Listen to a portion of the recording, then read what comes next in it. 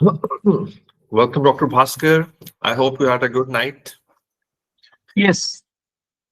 So we can start.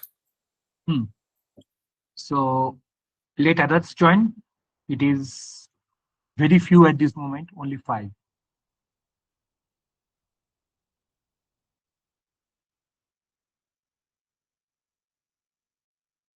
What is the temperature of Lahore today? It was like 14, 15 in the morning, Hmm. and it's pretty good. How is the things there? Uh, Actually, it is hot considering Ladakh standard. It is just -1. Normally, Oh, this time of year, it is around 20, -20. oh, I see. So this winter, Ladakh is more hot than usual. Right, right.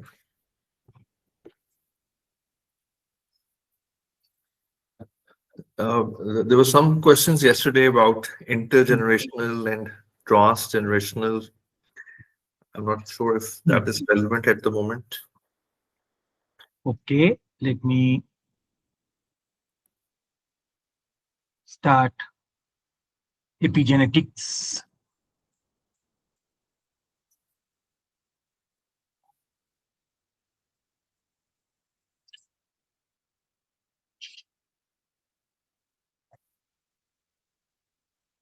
Hmm. In first, we have to understand the various ways epigenetic information flows. Otherwise, this misuse of epigenetics by psychiatrists would continue. Epigenetics means whatever environmental changes are affecting the organism that might or might not induce a change in how a set of gene would express themselves or not. Means, let's say someone is exposed to a cold and lives in the cold environment for some time. Then what would happen is the genes in their body which actually causes the which actually I would not say causes, I would say regulates the entire thermogenesis procedure, the entire lipid uh, cycle procedure, the entire process of satiety and other thing that would change and they would be more expressed, and due to they being more expressed they would be more chance of being acetylated, or that portion of chromatin would get remodeled so that they are getting opened more. These functions do not change the nature of the gene. They thus change the way the gene is working. This change would be called epigenetic change. Epigenetic change can be multiple. First set of epigenetic change is adding some form of molecule to the nucleotide base. The most hard is methylation or demethylation. Then there is phosphorylation or dephosphorylation. Dephosphorylation is not seen much in DNA because in DNA, phosphorylation actually means there is a breaking of DNA strands. And so when a nucleotide is phosphorylated, that is a signal for various ligase enzymes to get activated and create new DNA strands. Then comes acetylation, ubiquitination, and a host of other molecules to get attached to DNA. Then this is very, I would say, small part of the over epigenetic process. comes the way the epigenetic processes change the formation of DNA. Here, various nucleosomes are getting attached to it, a lot of various molecules. And depending on that, DNA configuration is changing. DNA loops are opening up or closing, and also various forms of DNA superstructure is being formed, which works in various spatial ways to change the cellular transcription of proteins. Then comes the RNA fraction. Various non-coding part of DNA, which doesn't code for proteins and used to be called junk DNA, are actually parts which code various RNAs, various transcription factors, and various other things. These molecules then go and activate few genes, deactivate few genes by changing the various areas of gene, and they also causes the mRNA to change, the tRNA to change, and various other things. This is the biggest part of epigenetics. So these are the epigenetic things that continuously happen inside the DNA. Now, epigenetic marks, the one that we know most about, they we are talking about epigenetics, the basis of epigenetics, so that we can answer the question of what is the difference between intergenerational and transgenerational epigenetics. So I was talking about multiple ways epigenetic works. Then now I am moving why the idea of intergenerational and transgenerational epigenetic change is very far-fetched in real science. Now, the question becomes, when we know about something about epigenetics, whether the epigenetic changes are going to get passed on to next generation. Now, majority of the epigenetic changes that a human being has or any animal being has are in somatic cells. My skin cells got exposed to a lot of things, and due to that, they would have their changed epigenetic code. My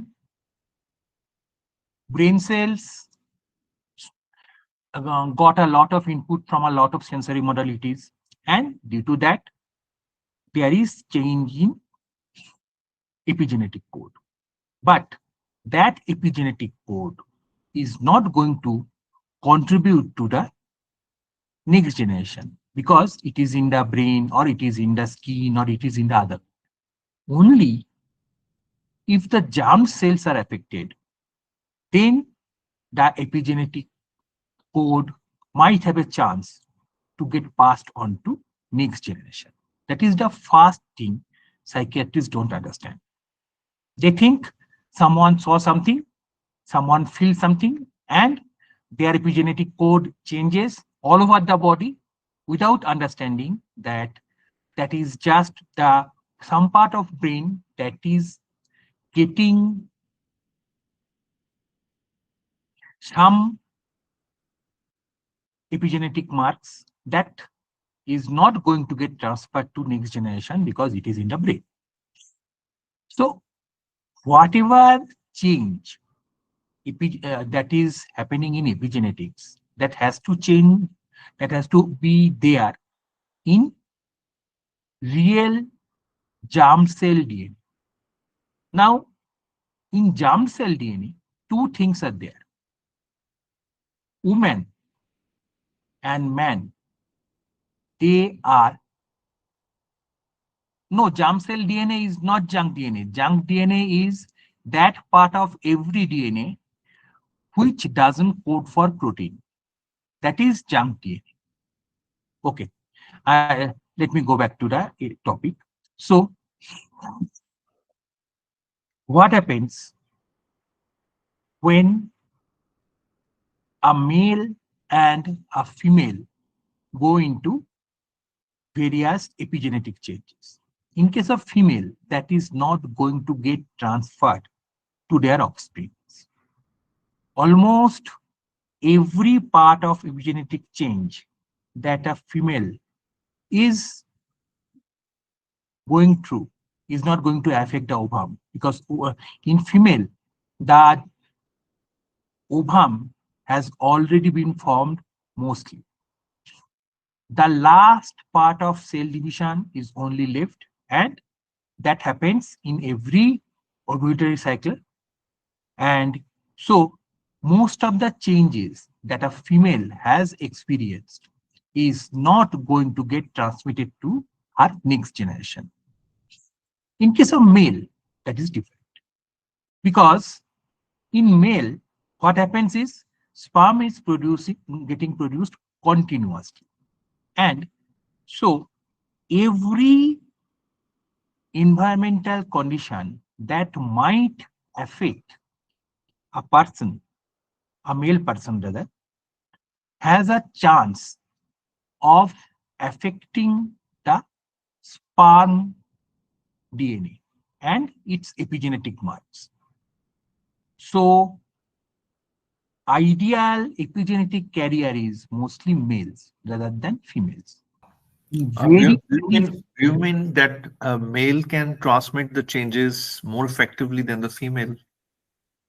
more effectively, I would not say. I would say only male can transmit the changes, because in female, germ cells are already almost formed. They are in suspended animation before second meiosis, and once a female goes into an ovulatory cycle, the last part matures and turns into ovum. So standing there, it is impossible for a female to pass on any epigenetic data until and unless that epigenetic data has somehow went to the ovum, the fully formed ovum, which means only about 15 days interval. So anything that happens in past 15 days interval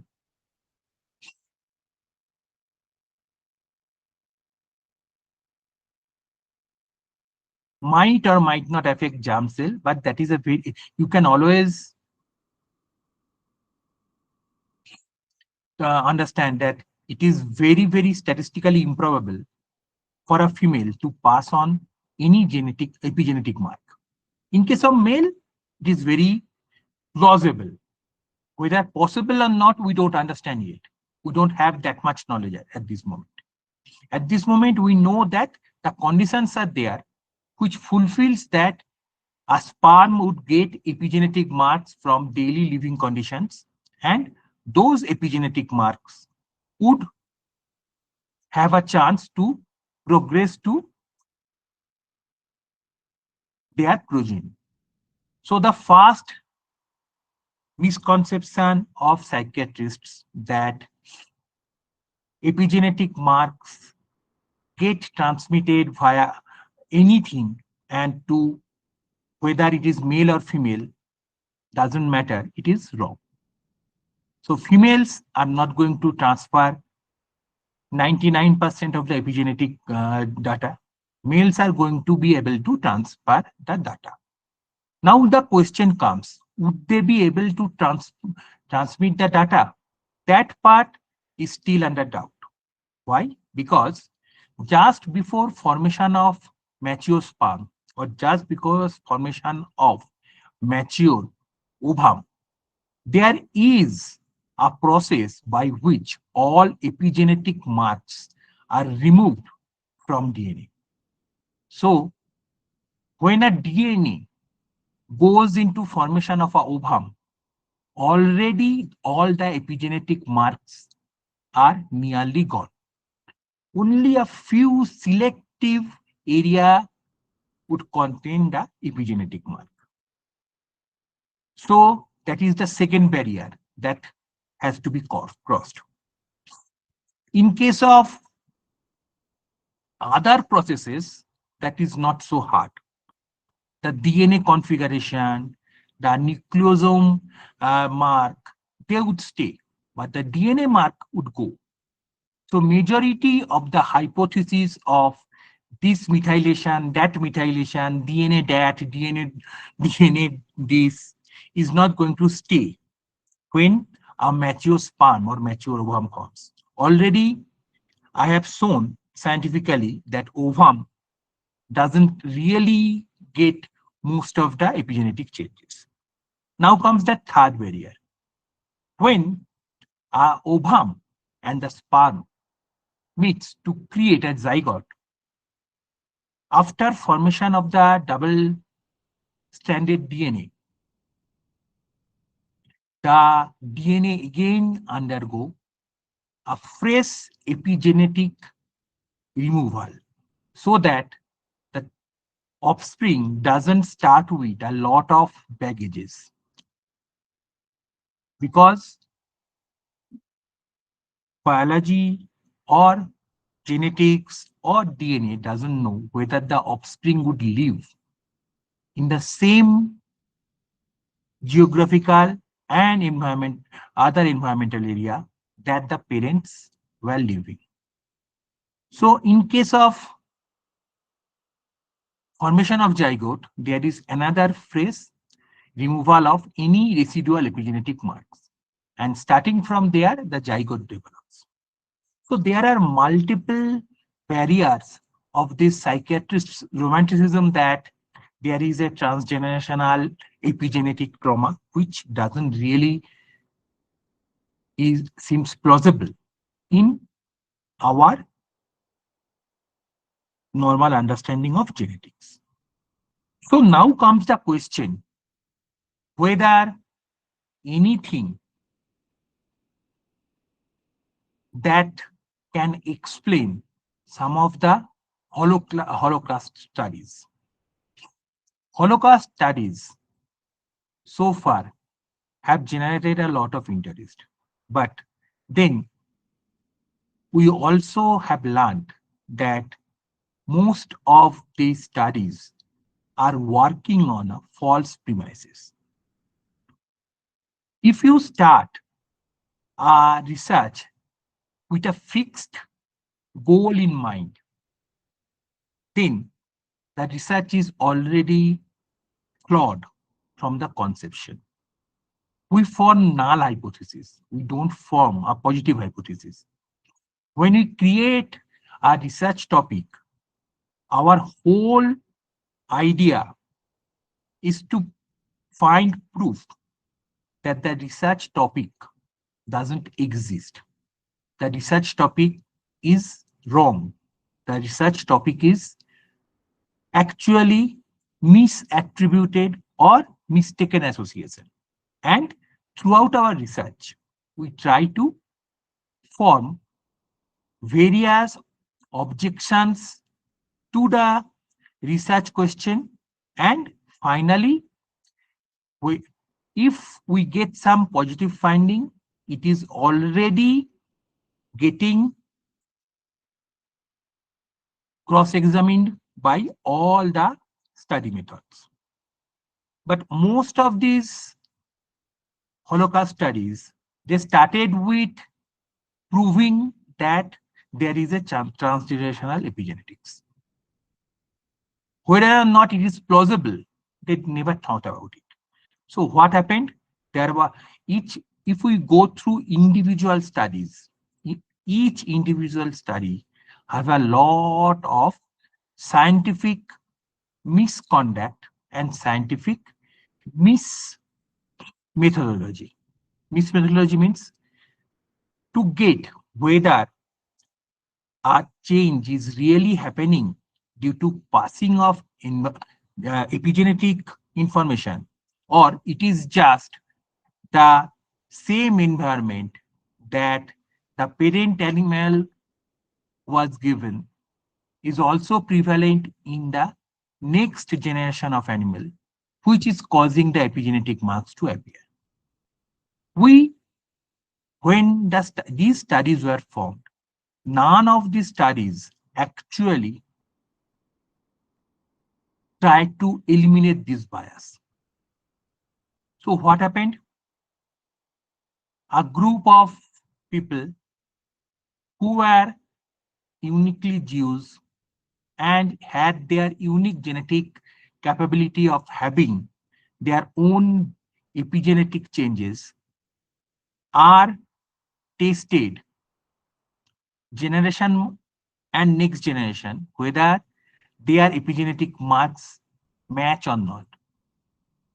Already there is a high chance that their epigenetic marks would match, because that is going to happen between a parent and a child. They should have taken a wide variety of control group, which would show that if the changes that the Holocaust survivors are getting are really seen in other people. No control group were ever taken in the study. Then comes the other idea that this epigenetic mark means something that is related to experience of Holocaust. Our body don't understand our social, moral, or ethical obligation. Neither genetics understand this, neither any biological pathway understands this, or anything else. So what I am meaning by that? What I am saying is,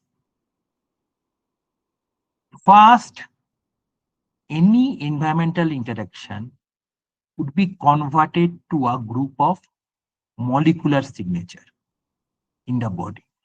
That is the sensory signal that is we are going to first receive.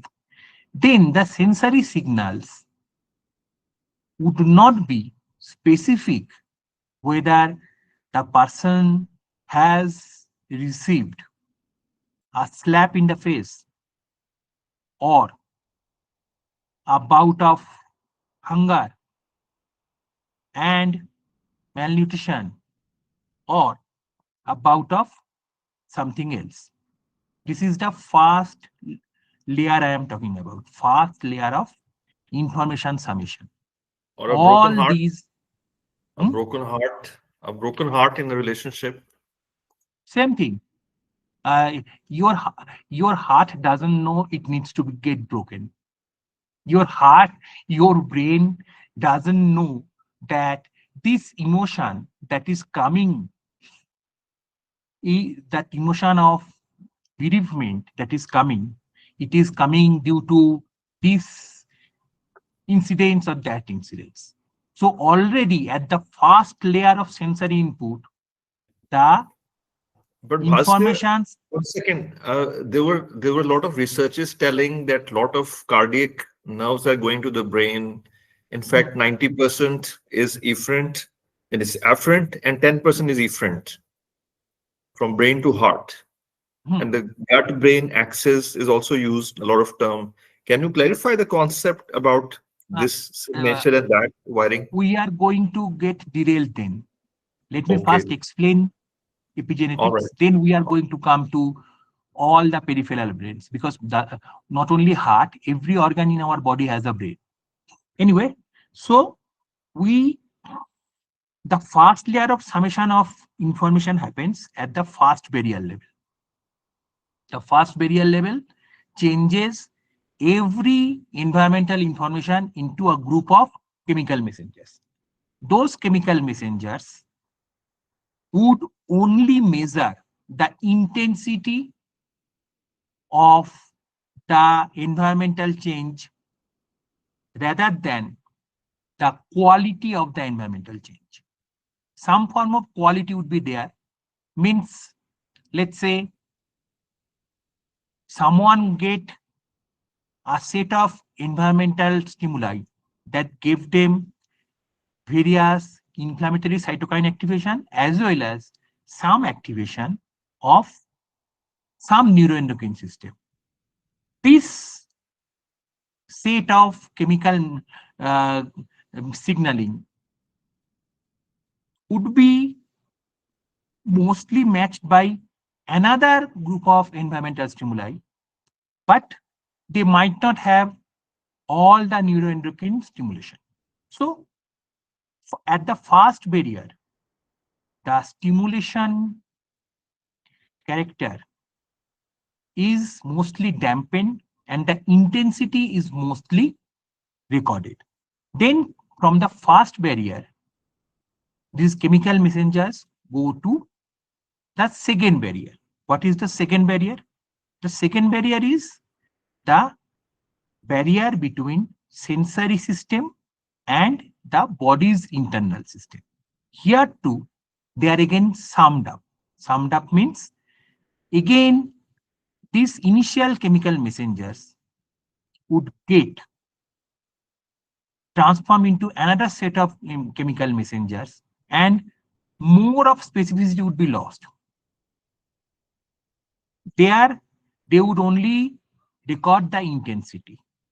Then these group of second messengers, they would go into the cell, and these on the cellular surface, they would again create a third group of messengers.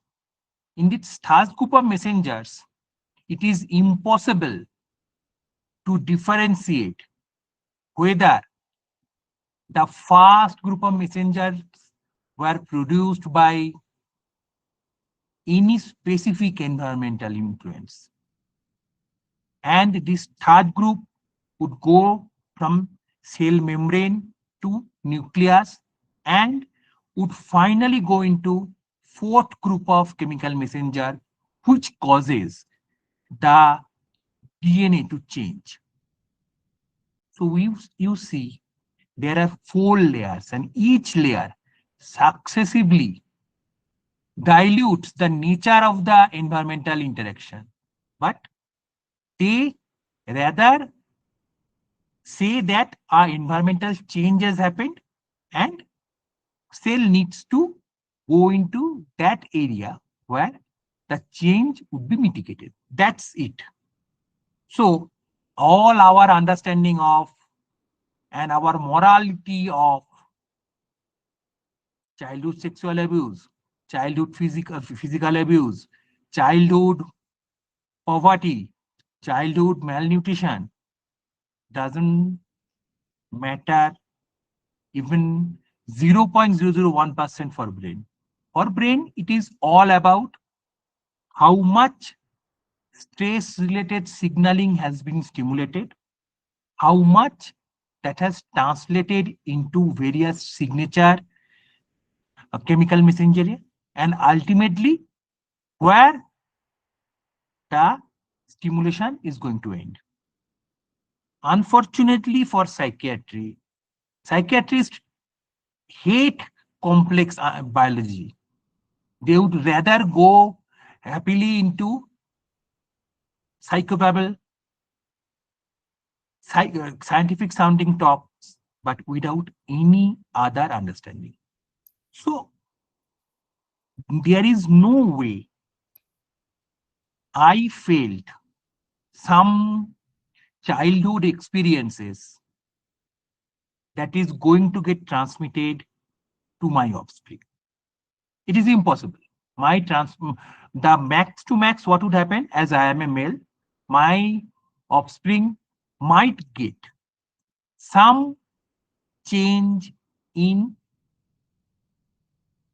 some stress areas, but that is a lot of debatable because sperm already has undergone epigenetic cleansing, and After formation of the zygote, there is another epigenetic cleansing.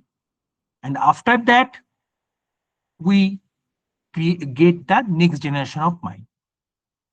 So this whole idea of transgenerational epigenetics, transgenerational trauma should be put to rest. But if we put that to rest, psychiatrists would complain that how would they feed themselves. Unfortunately, that is what is happening in psychiatry.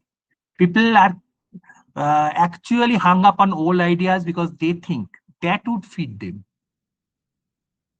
That is not going to feed them. That is not going to do anything for them. They need to give the patients better life. They need to give the patients better work ability, better brain capability. And it doesn't matter to the patient whether they are doing it via medicine, via understanding of brain, or they are doing it via their psychobabble.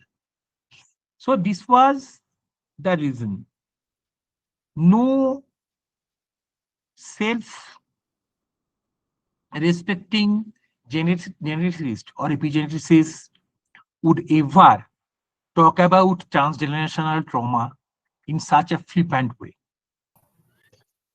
I think you explained very well. Can we move towards the topic of today's evolutionary Hmm. biology? And you Hmm. can start with that, I think. Yes. So let's go to the evolutionary biology.